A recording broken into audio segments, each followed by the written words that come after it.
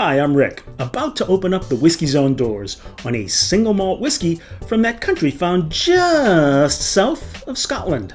I'm talking about the Wire Works Heritage Chevallier release from the White Peak Distillery, located in the village of Ambergate, in the county of Derbyshire, in the East Midlands of England. So, what's something that makes this English whiskey unique? Well, first of all, for every whiskey produced here, they use spent brewer's yeast that they collect weekly from a local brewery, which they claim helps them create their unique flavors during fermentation. The name Heritage Chevallier refers to the type of barley used, a heritage barley variety that was popular over 100 years ago. And while every Wire Works whiskey is peated, this Heritage Chevallier release is White Peak's first non-peated whiskey. There were 999 bottles released of this non-age statement whiskey, which was matured in ex-bourbon barrels, I think from Heaven Hill, and bottled at 57.3% ABV.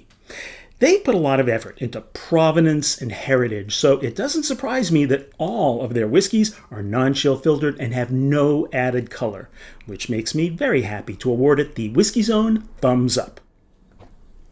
As you can see, the natural color of this whiskey has a light golden honey shade to it. It looks good. Now let's see what all this experimentation gives us on the nose. Initially, I can't get past the sweetness coming out of the glass. Malty, a sweet malt. Caramel. Soap suds. Lemon. Hay. Cotton candy or spun sugar. And dark tea. Always curious if the palate matches. Caramelized barley. Rhubarb, a little clove spice, burnt cherries. I know it's not peated, but I think I get a tiny bit of cigarette ash. Orange rinds, oak tannin, a sugar-coated cucumber. And there's a bitterness and sweetness mixed together here, like a grapefruit. 57.3% ABV is a strength that almost always requires a few drops of water. Almost always. I'm actually enjoying this one just as it is, so I'll pass judgment in this video with no added water.